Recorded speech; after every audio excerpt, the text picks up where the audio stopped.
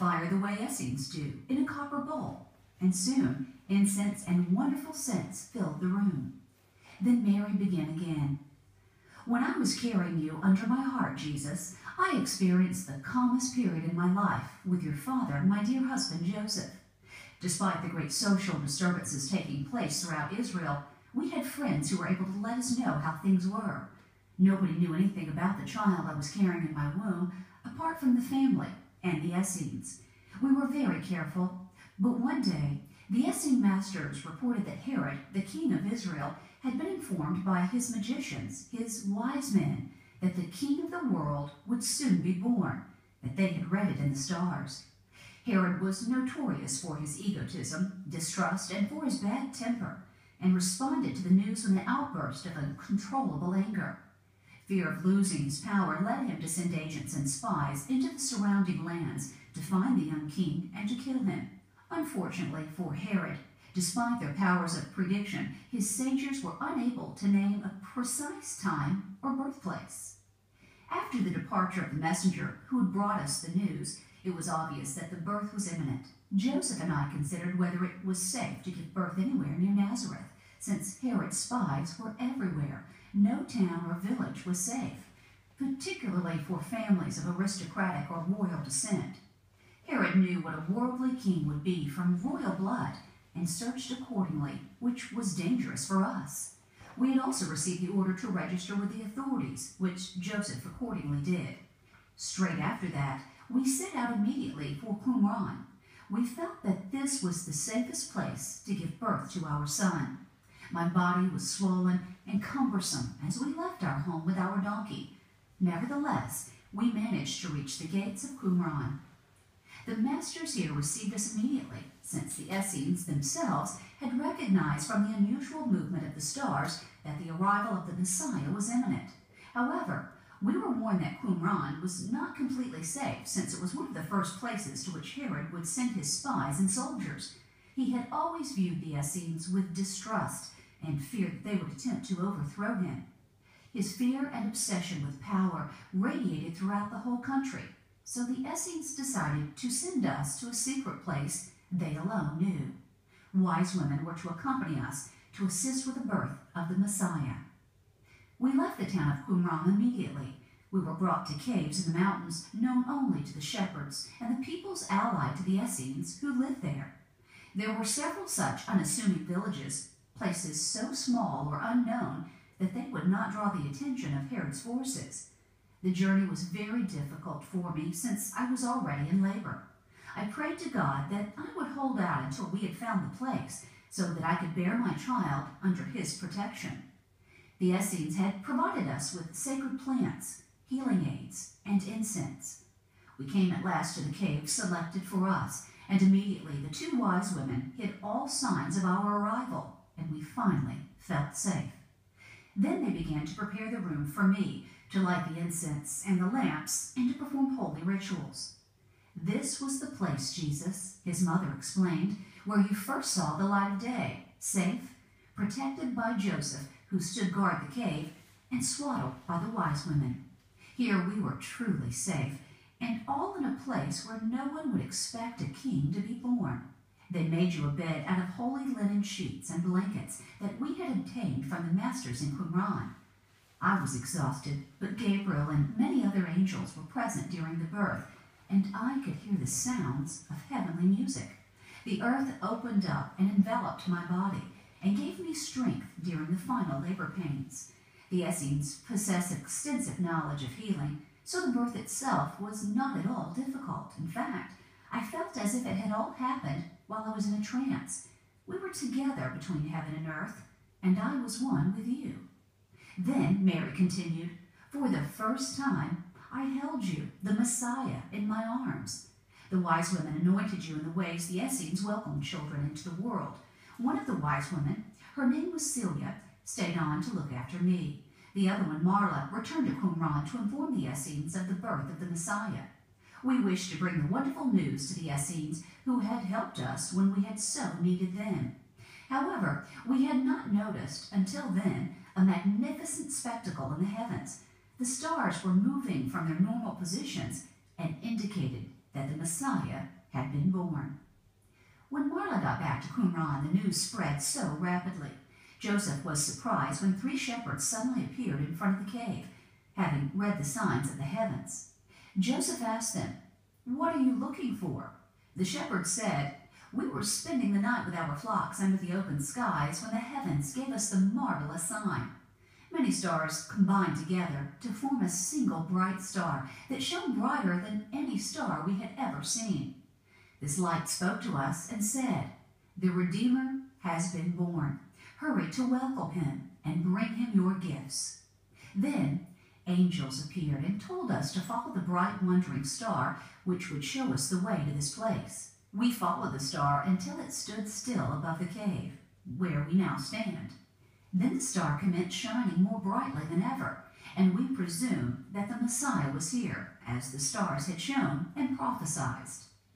Then Joseph came in to us and said, 'There are shepherds outside who want to welcome our son on earth. It appears that God has sent them.' So we let them come in, and they were the first people who came to welcome you. A heavenly light radiated from your cradle and filled the room. The shepherds recognized the light, and they fell to their knees and praised God. Then they presented their gifts to us. They had also brought wool blankets that they had woven themselves, so we were well provided for. To our surprise, the shepherds also volunteered to guard the cave and took up positions outside. They promised us protection from strangers and to shield us from any trouble. Joseph informed them that a woman, a messenger, would shortly return from Qumran and gave them her name so that she would be allowed to enter. I slept that night with the music of the angels ringing in my ears. I was exhausted, but content. Joseph remained outside the cave all night with the shepherds. In the early hours of the morning, the messenger from Qumran arrived and told us what had happened in the town. For the whole night, the heavens had displayed amazing constellations of stars and planets, such as had never been seen before. Hence, the inhabitants of Qumran knew immediately when the Messiah was born. But, Mary had gone on, everybody knew that they should not make a pilgrimage at this time to avoid being followed by spies or agents of Herod. We stayed there for several days so that I could regain adequate strength from the healing power bestowed by the Essene women. One day, another messenger appeared from the Qumran and told us, 3 high masters have arrived in the town, apparently magi from foreign lands. They have read the stars and understood God's message that they must travel to their own countries, to the Essenes, in order to seek the Messiah. They had searched their hearts and saw that they just had to follow God's sign. The Essene people sent me to ask whether you would receive these magi from the Orient. If you agree, I will return and show them the secret way here." Mary resumed her tale. "We couldn't refuse since we understood that God's message had reached people seeking the Messiah. We were just trying to serve you on your path, Jesus." The messenger returned to Qumran, and I rapidly regained my strength, thanks to the wonderful qualities of the Essene healing herbs and ointments. The following evening, the messenger reappeared with the 3 men, whom Joseph received first. As the men entered, I recognized them as noblemen from faraway lands. Their clothes were of the noblest material, and all 3 radiated wisdom and majesty. They bowed before me. Then they saw you and fell to their knees before you, Jesus. We received divine presents from them, which I have saved for you. One presented you a beautiful bowl filled with wonderful incense, which he had personally prepared in the tradition of his country. Here were resins of the earth, which, when lit, sing in praise of your arrival on earth, so that all worlds can hear. The second wise man brought holy ointment prepared from myrrh, and begged permission to anoint you with it, to which I agreed. The third brought a very old holy book that had been handed down from one teacher to another. He said, "Look after it well, Mary. The prophecy of the arrival of the Messiah is also foretold in this book." I was never allowed to read the book, but my master trained me to recognize that the forgiveness of sin is an important lesson to be learned from it. Then he gave me the book to safeguard on your behalf. We learned, Mary told the 3 of us, from our noble visitors that they had passed through Jerusalem, and that it was possible that Herod's spies had heard of their inquiries and had possibly investigated further. it became increasingly clear that it was time to leave this place. We sensed that danger was approaching. Joseph spoke to the Magi, whose names were Caspar, Melchior, and Balthazar, outside the cave, which afforded me a little peace and quiet. They discussed the best way for us to travel, and Joseph realized the prophetic powers and spirituality of the three. I fell asleep, but Joseph woke me and said, "The three Magi have explained that Herod is angrier than ever and has planned drastic and brutal measures to discover and eliminate rivals to his throne. They've advised us to leave Israel as soon as possible, since we are no longer safe here. Our son and John are in great danger. We have to pack up and leave as soon as we can." The three were willing to accompany us to Egypt, to a people directly descended from Abraham, who would provide a safe haven for us. They lived by our traditions, and there were learned teachers and healers amongst them. These descendants of Abraham lived in peace with their neighbors in Egypt and were allowed to live by their own customs. We would remain there in Egypt until the time was right to return to Israel, Mary explained to us. Our son shall return to Israel, but only when the danger has passed. Joseph had told me he was going to have to leave us for a while and conceal any traces of our presence. The home of our family is in Bethlehem, and I'm going to need to register our son's birth there, Joseph explained. When I've managed to do that, I will follow you to Egypt. The Magi had described the way to him. He would meet us in Egypt as soon as he could. You can rest assured that we are safe in God's hands and that he is protecting us, Joseph had assured me. Aside from that, the local Essenes had already sent a messenger to Qumran to tell Elizabeth of our plans and prepare for John to travel to Egypt too. For the moment, he was safe, but the Essenes would have to find a way to bring him to us in Egypt.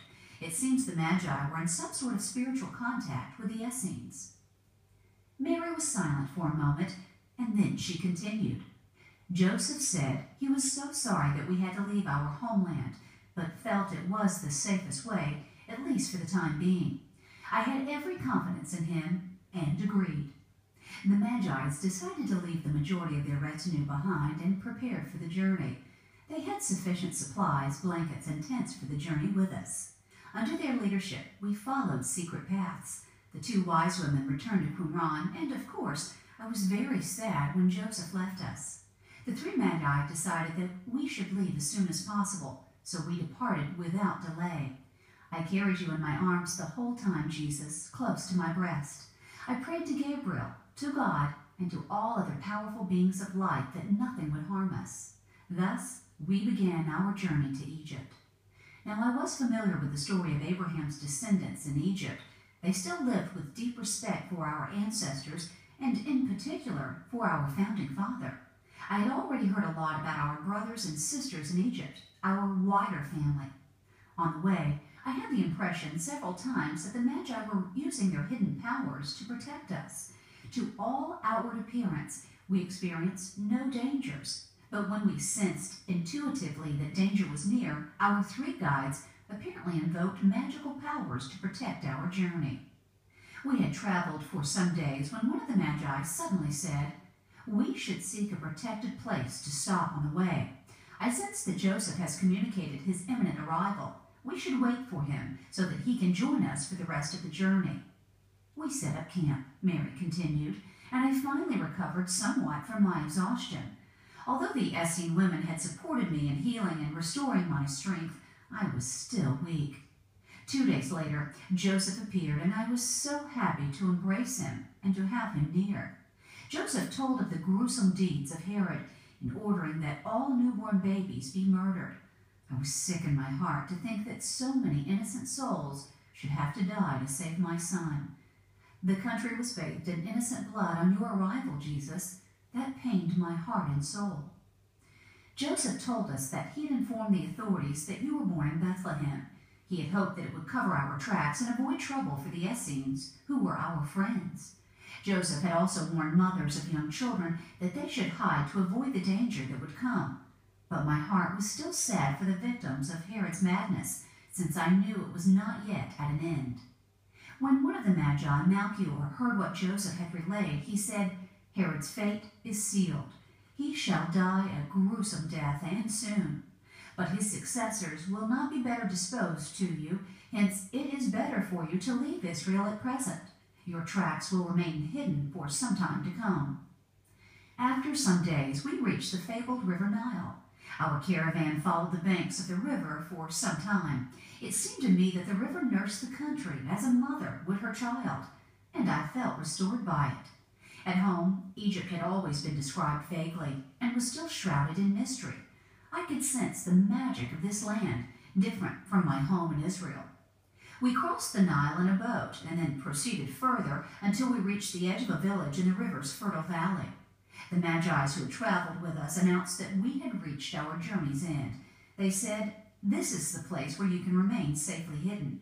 We will accompany you into the village since we know they are initiated holy men.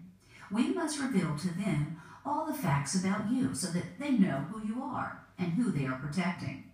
We waited at the edge of the village and were able to observe from a distance that the Magi easily gained access to the village, although we sensed that the community was very wary.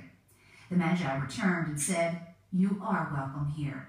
There are still 2 high priests and a married couple, wise and experienced in the old Abrahamic traditions. They have already read the predictions of your arrival and are expecting you." We were indeed hospitably welcomed into this community, and for some years we lived happily there. Joseph supported the village with his knowledge as a carpenter, and I was able to use my healing abilities to help our neighbors. We participated in their rituals and prayers and the general life of the village. One night, an angel appeared to me and said, "Mary, it is time for your family to leave this place and return to Israel. Go alone.